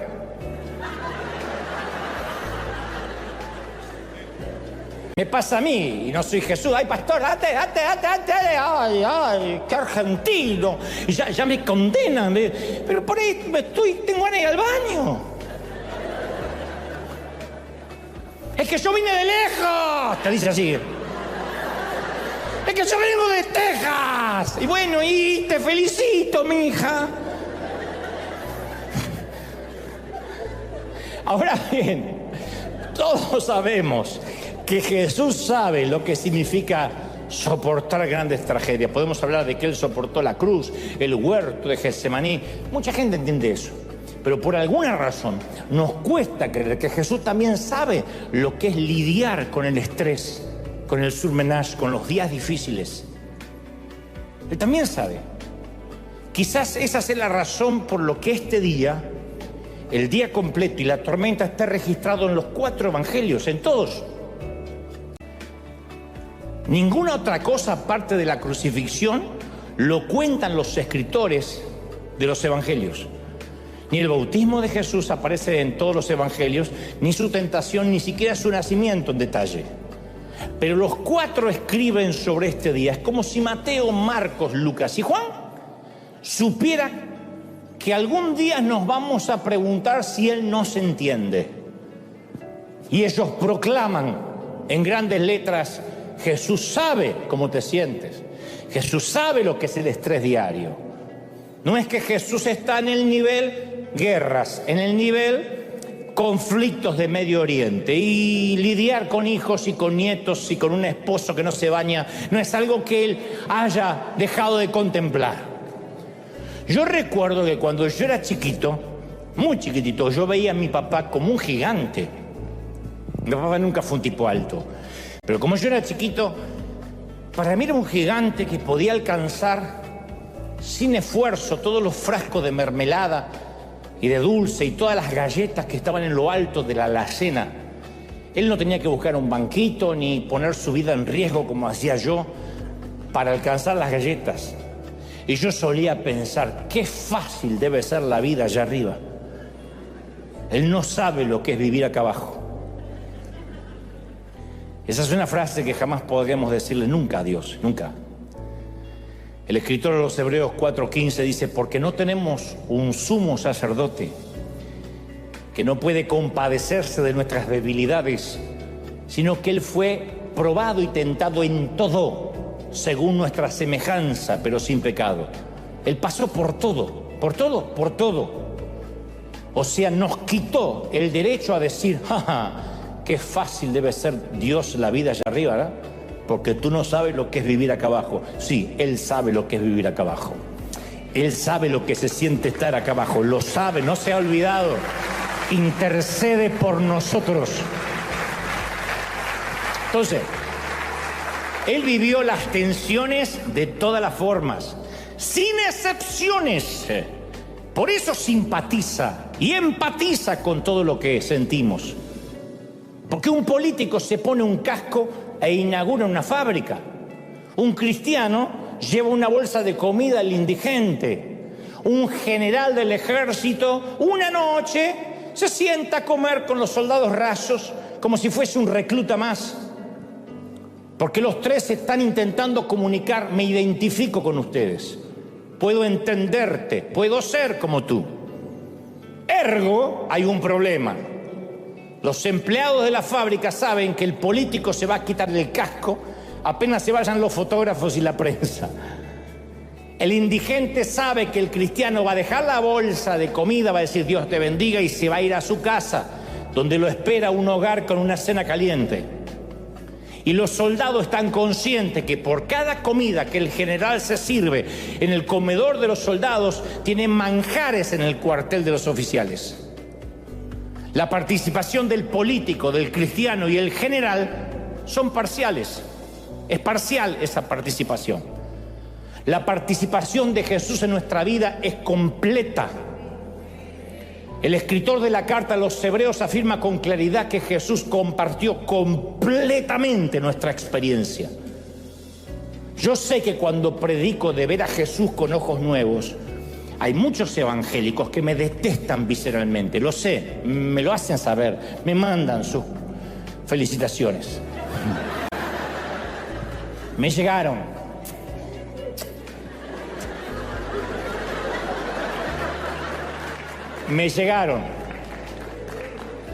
Yo creo que me han mandado tantas veces al infierno que si aún me fuera, Satanás dice, no, ya te mandaron mucho.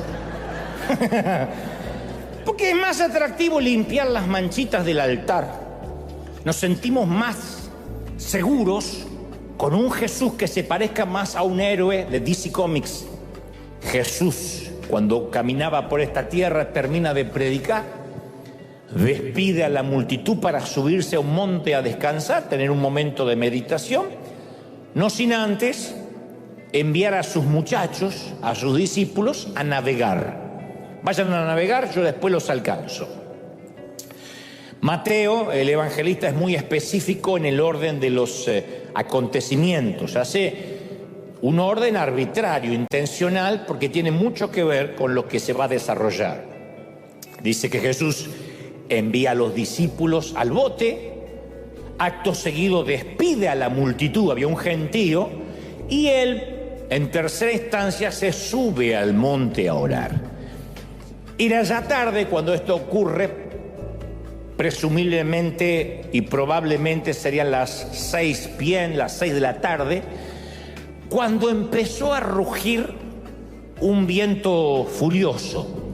Jesús está yendo a la montaña, los muchachos están bogando mar adentro y empieza a rugir un viento, eso que nuestras madres decían, me parece que esto trae lluvia.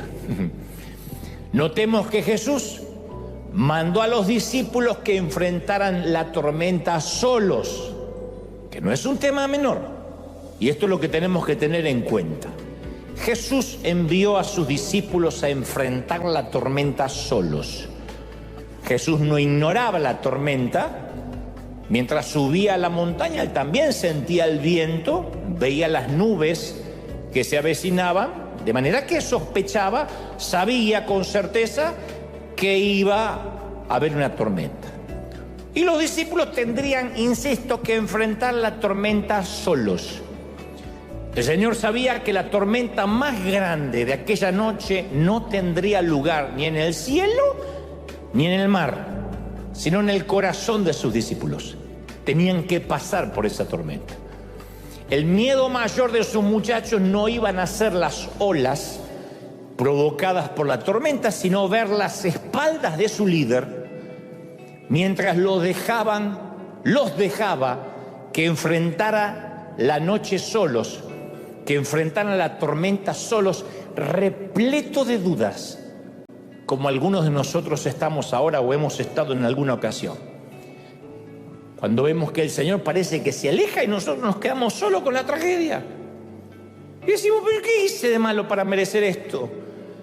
¿Por qué tengo que atravesar estas situaciones? ¿Y por qué el Señor se aleja? Porque es lo que sentimos, esa sensación de orfandad espiritual. Hay tormentas de nieve, hay tormentas de granizo, hay tormentas de lluvia, pero también están las tormentas de dudas, de esas que trae consigo una ráfaga de preguntas, un ventarrón de miedo. Siempre parece que hay más hambre en el mundo que comida, más necesidades que recursos, que dinero, más preguntas que respuestas. Parece que nunca se acaba. Desde hace 15 años yo me paro, casi 16 años me paro aquí cada domingo y trato de convencer a la gente de un Dios invisible que aún escucha y que ama. Y siempre digo, ¿cómo te ama, princesa, el Señor? ¿Cómo te ama, príncipe? Llevo a la fecha de hoy 901 mensajes haciendo esto aquí, sin contar las veces que hicimos cadena de 7 días o cuando he predicado por el mundo. Contando exclusivamente los domingos, hoy es el mensaje 901 que llevo haciendo esto.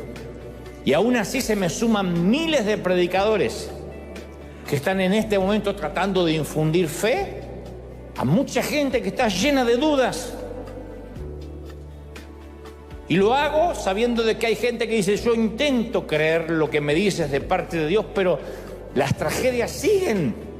El mundo, mi mundo está colapsado. No estoy hablando de que necesariamente estemos preocupados por la guerra de Ucrania, por el conflicto de Medio Oriente, sino que literalmente tenemos un caos en nuestro mundo y decimos, yo siento como que el Señor me dio la espalda, no importa los años de cristiano que tengamos.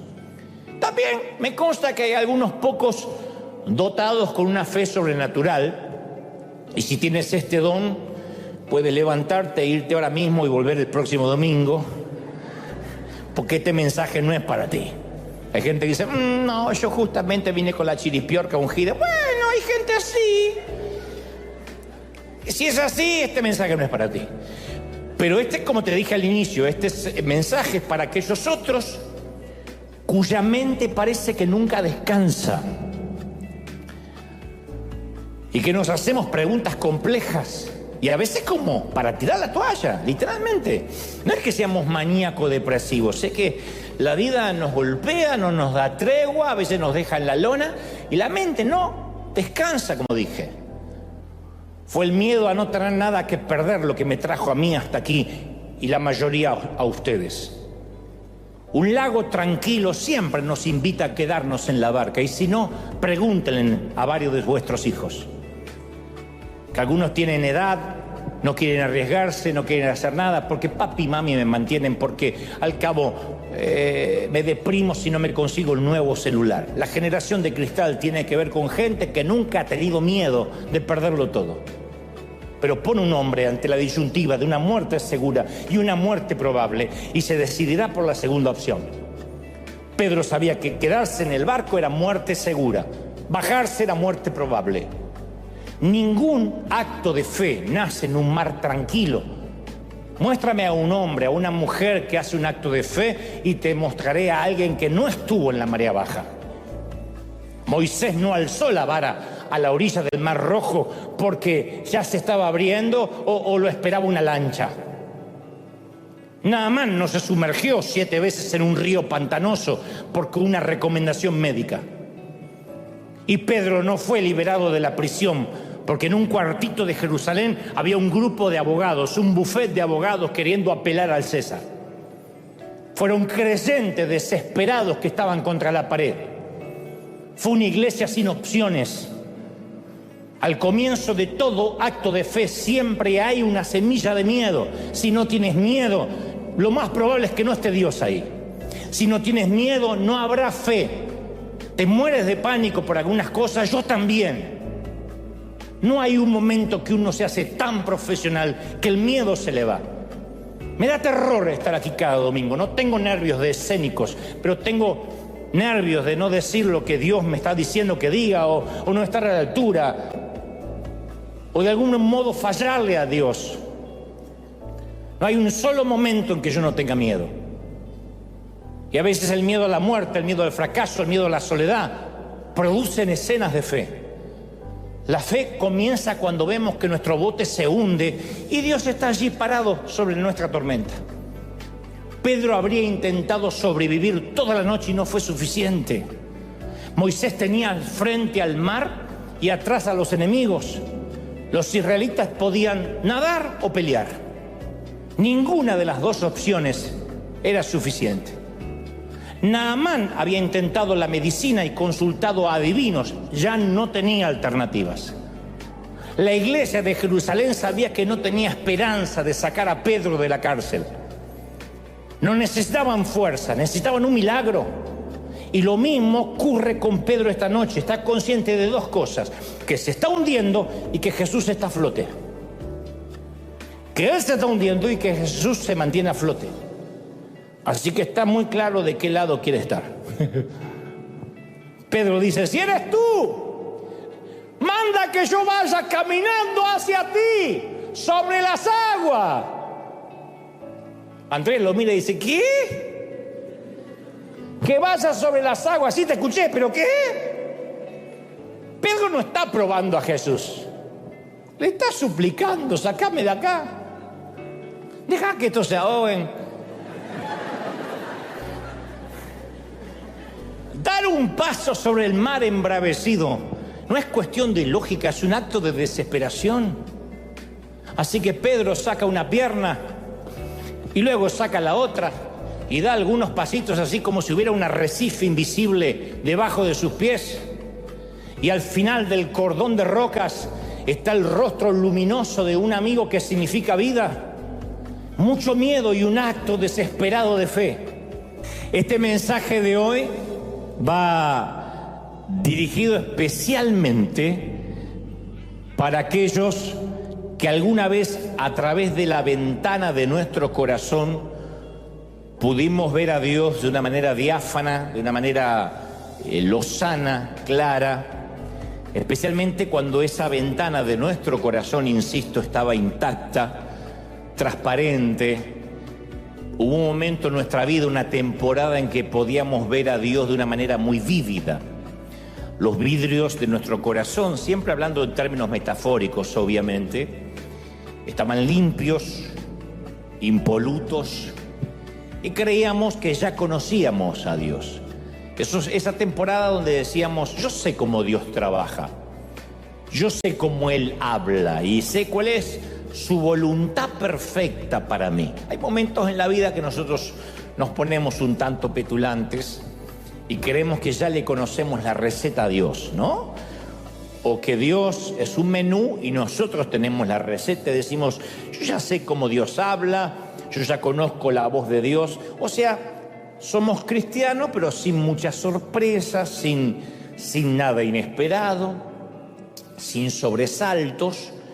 Sabíamos que Dios tiene una voluntad perfecta para nosotros y siempre, insisto, nos parecía que sabíamos bien cuál era y nunca nos movíamos de ese centro. Pero después llegó la temporada en que esa ventana del alma se agrietó. Vino una piedra, la rompió y la hizo añicos.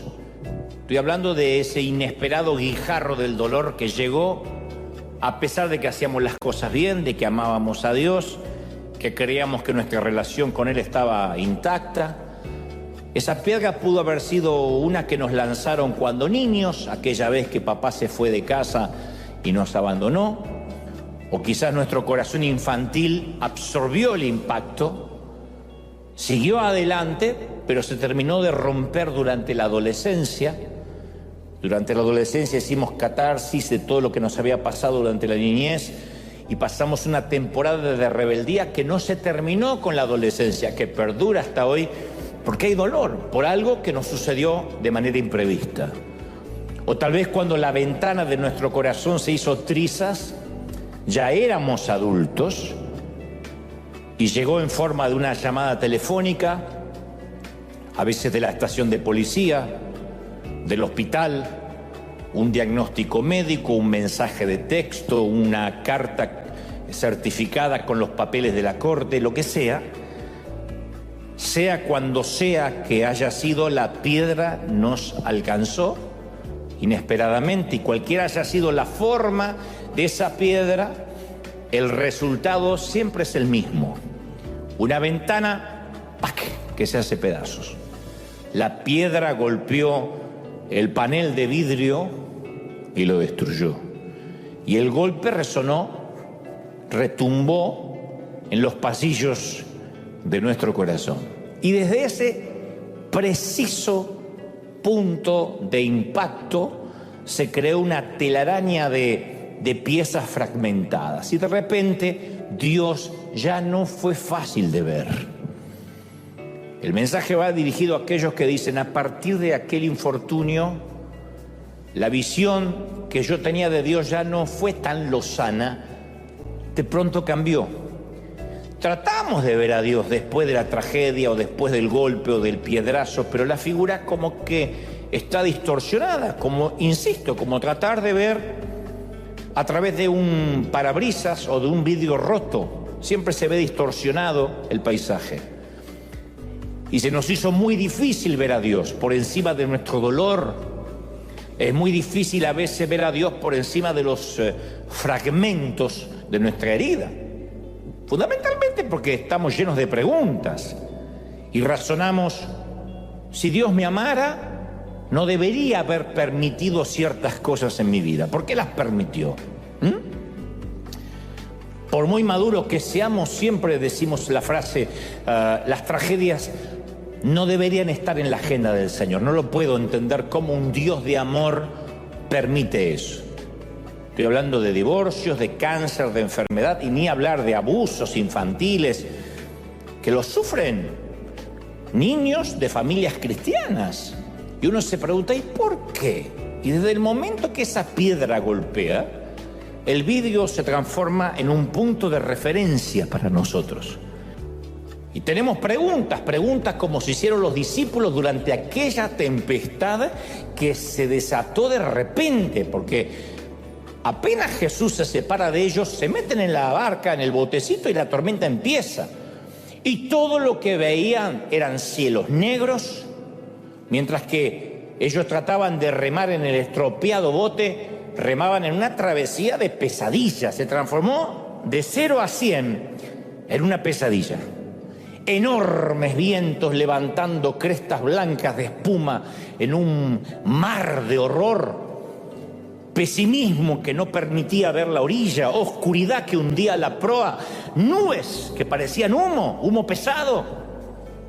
Y los relámpagos parecían la batuta de un director de orquesta que daba las órdenes para que retumbaran los timbales del trueno, así que cada relámpago presagiaba un trueno que los hacía estremecer. Pero no era un trueno romántico, era un trueno que daba vuelta el barquito como una cáscara de nuez, y el mar parecía un tazón en las manos de un gigante con Parkinson. Y por momentos quedaban suspendidos en el aire, y un segundo después caían de bruces en el valle del agua furiosa. A los que les gustan los rides, les gusta subirse a las montañas rusas de los parques temáticos, saben que todo está controlado, que por más que casi queden pata para arriba, está controlado. Cuando estás en el mar, yo conocí a alguien que estuvo embarcado en alta mar porque pertenecía a la escuela de mecánica de la Armada en Argentina, y me decía: cuando la tormenta se pone recia en el mar, no hay uno que no le ore o no le rece algo. Nadie queda ateo. Te haces, por la duda, orás a Dios y a la mezquita por las dudas, el que esté despierto. Pero la tormenta del mar es la pérdida de control absoluto. Incluso más que ir en un avión. Es la pérdida de control absoluto, porque el avión está conectado en última instancia con la torre de control.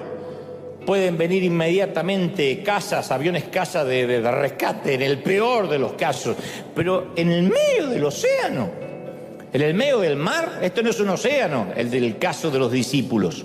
Pero caramba, que se sienten así. Se sienten como si estuvieran en el Pacífico, en el Mediterráneo. Y los discípulos asumieron que Jesús llegaría de inmediato. ¿Por qué? Porque lo habían visto calmar tempestades como esta. Esta no es la primera vez que les pasa.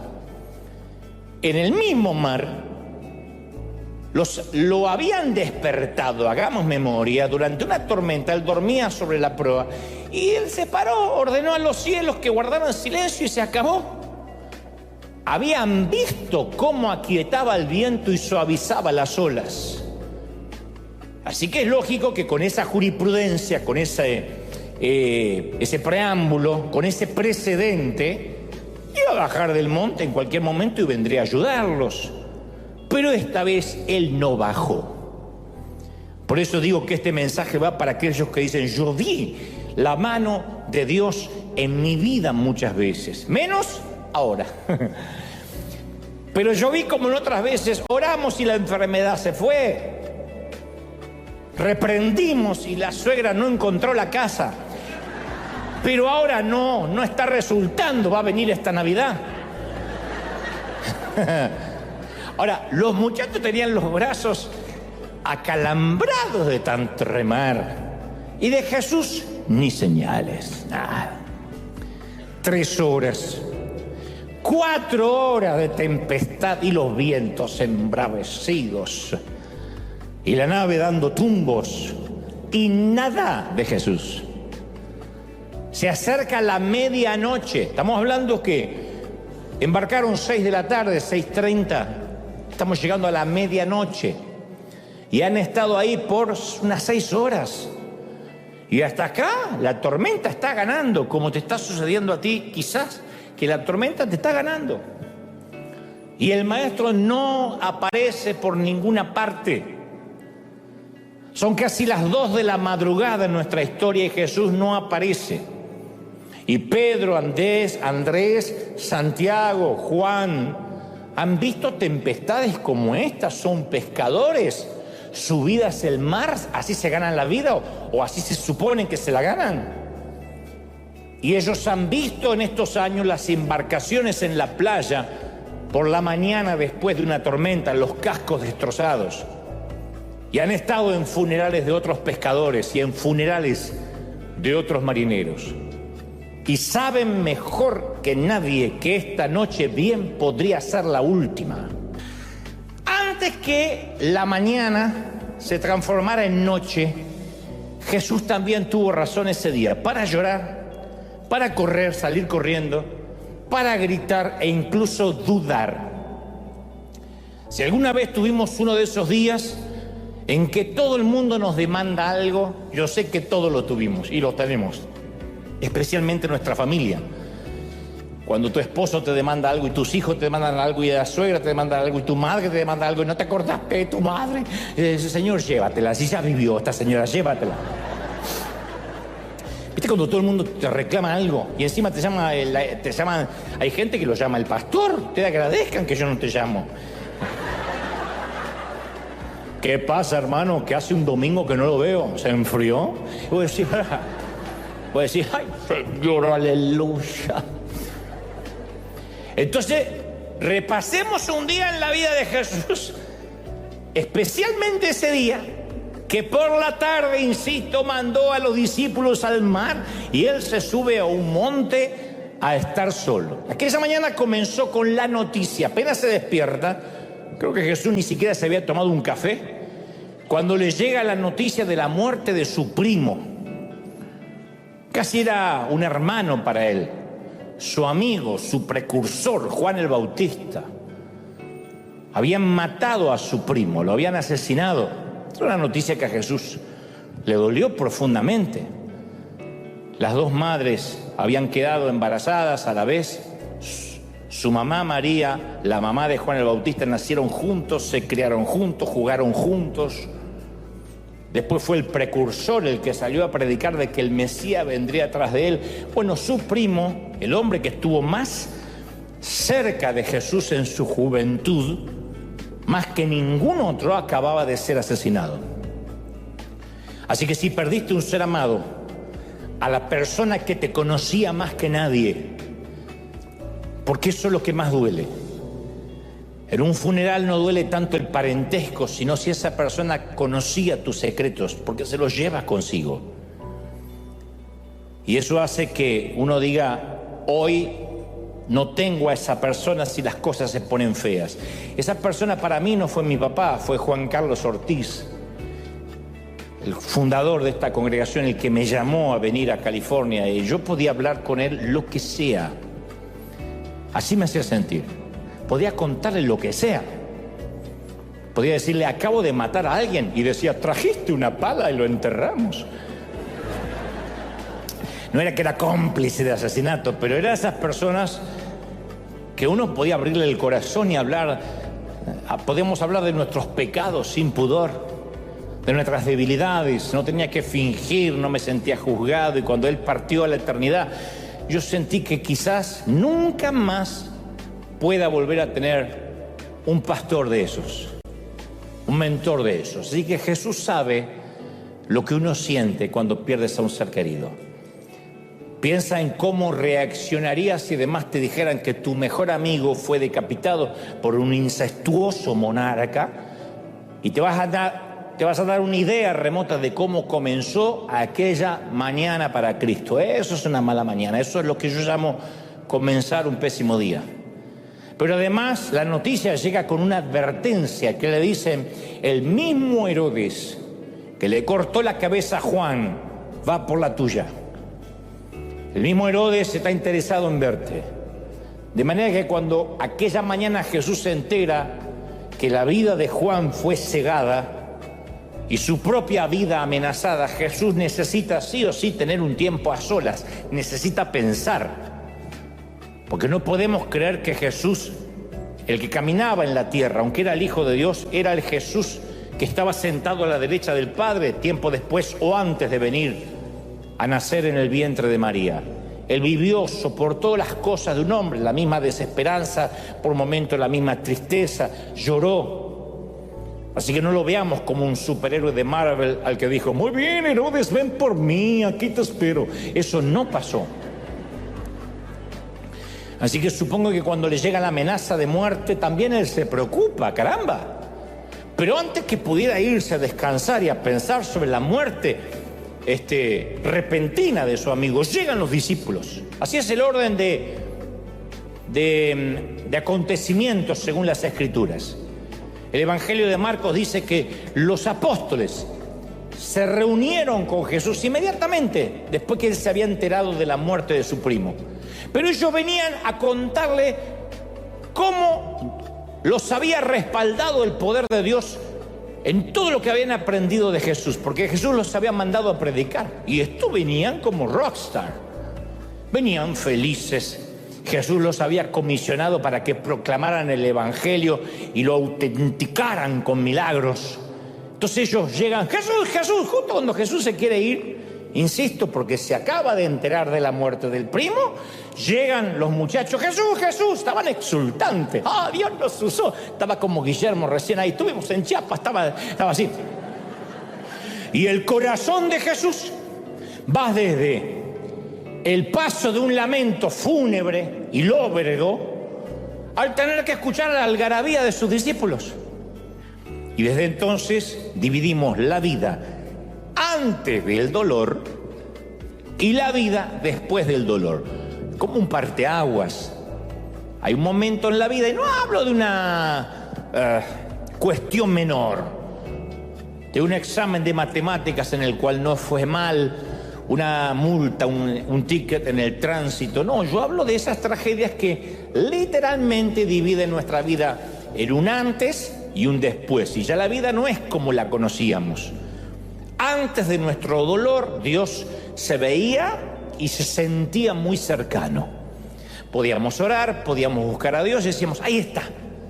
Después del dolor fue más difícil de ver y sentir a Dios. No porque Dios se haya distanciado, sino porque nuestro paradigma, nuestra perspectiva cambió. Como que si el haber tenido que pasar por esa crisis inesperada, si bien no eclipsó a Dios, pero sí sentimos que esa crisis lo quitó a Dios de nuestra vista. Y de algún modo extraño nos cuesta orar, nos cuesta buscar a Dios porque nos desilusionamos con Dios. Yo sé que Dios es soberano, que Él sabe lo que hace y que Él no tiene que pedirle permiso a nadie. Eso nos lo pueden decir cientos de veces, aún así la desilusión está. Sería torpe decir, no nos duele porque sabemos que Dios es Dios. Claro que duele cuando nos pasa algo a nosotros. La mayoría de nosotros podemos completar esta frase que comienza diciendo, si Dios me amara, entonces... Y ahí podemos completarla con, no habría permitido este cáncer. Si Dios me amara, nunca mi hijo habría sido sepultado antes que yo. No habría Dios permitido que la iglesia se dividiera por un chisme. Y esto se lo han preguntado pastores, yo tengo amigos, consiervos que me han dicho, yo no puedo creer con todo lo que yo luché 30 años en una iglesia y por un chisme infundado, por el levantamiento de una mentira, media congregación se fue. Uno dice, ¿por qué Dios lo permite? Y uno puede decir, bueno, Dios sacó los que se tenían que ir. Uno siempre le puede buscar una explicación torpemente humana y lógica, pero uno sigue preguntándose, si Dios me amara no habría permitido ese hambre, el terremoto, el tsunami. que un camión lleno de niños se desbarrancara cuando iban de vacaciones de verano. Entonces esa frase, si Dios me amara, no habría sucedido, definen las expectativas que tenemos de Dios. Y cuando el dolor llega a nuestro mundo, cuando la piedra rompe la ventana de nuestros corazones, es lógico que las dudas afloren a la superficie. No está mal dudar. Cuando la vida duele demasiado, uno duda hasta de Dios. Y esto no respeta la estatura espiritual de nadie. Duda desde el predicador hasta el que se considera apóstol y el último que se agregó a la congregación la semana pasada. Dudamos, porque los fragmentos de los vidrios rotos opacan nuestra visión de la vida, de lo que creíamos, y ahora ya no estamos tan seguros de lo que estamos viendo. Nos congregamos, venimos, pero no estamos tan seguros de lo que estamos viendo, de lo que estamos sintiendo. Y eso es precisamente lo que le sucedió a los discípulos durante una noche de tormenta, una noche histórica de tormenta donde pensaron que lo que veían no era lo que veían. Tampoco estaban seguros de lo que estaban viendo, como nos pasó a nosotros. Y te cuento algo más. Yo estoy seguro que los discípulos, si pudieran hacer un flashback, volver el tiempo atrás, lo harían de nuevo, subirían a esa barca. Digo, los muchachos subirían al mismo bote y navegarían en la misma tormenta. ¿Cómo lo sé? Porque a través de la tormenta, por primera vez vieron al Salvador. Por primera vez. Mateo 14:33 dice: entonces todos los que estaban en el bote lo adoraron, diciendo: verdaderamente tú eres el Hijo de Dios. ¿De verdad? ¿Ahora se dan cuenta? Ternura. Después de la tormenta lo adoraron por primera vez. Como grupo, nunca antes lo habían hecho. Compruébalo, buscaron la Biblia en casa. Nunca antes se reunieron para adorar. Busca otra ocasión en que los discípulos como grupo adoraron. No los vas a encontrar. No vas a encontrar que se pusieron a adorarlo cuando sanó al leproso, ni cuando perdonó a la adúltera, o cuando predicaba a las masas. Ellos estaban dispuestos a seguirlo, a dejar sus familias, a echar fuera demonios, incluso a formar un ejército, pero solo lo adoraron después del incidente del mar. ¿Por qué? Sencillo, porque esta vez eran ellos los que habían sido salvados.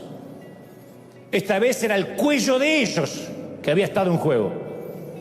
Sus cuerpos habían sido arrancados de las profundidades del mar. Y en un minuto estaban a punto de irse al abismo. Y al siguiente se encontraron fuera, sobre la cubierta de un bote tranquilo en un mar apacible. Así que los tipos adoraron por primera vez. Hicieron la única cosa que uno puede hacer cuando el Señor suspende una sentencia de muerte: alzar la vista y agradecer y adorar. Entonces, cuando uno reconoce a Dios como creador y mira las estrellas y los cielos y las montañas de California, uno dice: Señor, te admiro. Cuando reconocemos su sabiduría, decimos: Señor, ¿cómo aprendo? Cuando descubrimos su fuerza, Señor, ¿cómo descanso en ti? Pero solo cuando nos salva, nos ponemos de rodillas a adorar. Solo cuando nos salva decimos: Señor, me has salvado. ¡Aleluya! Alguien tiene que adorar más que eso con un aplauso. ¡Se va! Yo lo creo. Entonces, este es un escenario de antes y después. Antes de nuestro rescate manteníamos a Dios a distancia. O sea, no es que dejamos de ser cristianos, pero veníamos una vez cada semana aquí, 2 horitas y a casa. Sí, Dios es importante, pero también mis vacaciones. Sí, Dios es importante, pero también mi empleo, la casa que quiero comprar, el auto soñado. O sea que Dios comparte el mismo lugar con otras prioridades. Pero entonces un día viene la tormenta. La furia, la lucha, el soltar amarras, la noche sin estrellas. Y la casa, el auto y el celular nos importa un cuerno. Porque llega el cáncer, el diagnóstico, la quiebra, el divorcio, el vicio, el conflicto, la salud frágil, el despido. Y nos ordena los patitos otra vez. Cae la desesperación como niebla y perdemos la orientación. Y fue cuando torpemente nos dimos cuenta ni que el empleo, ni las vacaciones, ni el amante, ni el sexo nos pueden sacar de la tormenta. Y nos percatamos que una tormenta nunca se va a dejar impresionar por los títulos, ni por una casa. Y cuando ahí nos damos cuenta que solo tenemos una opción, que el único que se mantiene a flote es Dios, ahí es cuando uno clama genuinamente y Él viene. Y desde ese momento Él no es solo un Dios que podemos admirar, un maestro que podemos seguir o a un jefe al que podemos obedecer. Él es el Salvador, y un Salvador merece ser adorado. Por eso digo que lo harían otra vez los discípulos. Soportarían la tormenta de la noche. Mi querido, mi querida, una temporada de tormenta es un precio pequeño a pagar, cuando luego vas a obtener una visión muy clara de Dios. Yo tengo una visión tan clara de Dios y no ha venido por mi cantidad de oración, ni por mi espiritualidad. Soy un piloto de tormentas. Y en cada tormenta he visto al Señor. No te olvidas, nunca te olvidas esa imagen, que al principio es fantasmal y después te trae una tranquilidad. Hay momentos que dejan una huella en nosotros para siempre. Y todos nosotros damos gracias por esos momentos. Yo les llamo noches de tormenta controlada. Por esa tormenta en que Dios nos deja que nos asustemos lo suficiente como para sentir que no hay opciones y lo necesitemos. Y luego se acerca lo suficiente para que lo veamos. Al principio sentimos la desorientación del naufragio, ¿cómo no? Pero lo bueno de esto es que nos obliga a buscar a Dios con una intensidad que no lo buscaríamos de otra manera. Las temporadas y las tempestades imprevistas nos ponen de rodillas y nos vuelven dependientes del Señor. Todos los nuevos capítulos de mi vida siempre suelen comenzar con una enorme tempestad, siempre. Yo no las pido, no es que soy masoquista, no lo para que vengan, pero siempre aparecen. Y como piloto de varias tormentas vividas, voy a darte un consejo que no me estás pidiendo, pero que siempre me ha resultado. Aférrate lo más fuerte que puedas al primer mástil que encuentres a bordo. Resiste los próximos diagnósticos médicos, resiste las próximas intimaciones de pago, resiste. No dejes de tener fe. Tarde o temprano, te prometo, el Maestro vendrá. Ten mucha paz. El Salmo 46 dice: Dios es nuestro refugio y nuestra fuerza, y nos ayudará en tiempos de tempestad. Por lo tanto, no temeremos cuando vengan terremotos y las montañas se derrumben en el mar, que rujan los océanos y que hagan espuma, que tiemblen las montañas mientras suben las aguas. Yo estaré confiado. La figura que ves a lo lejos no es un fantasma en la oscuridad. La voz que oyes no es el rugido del viento. Jesús está más cerca de lo que jamás soñaste y se mantiene a flote.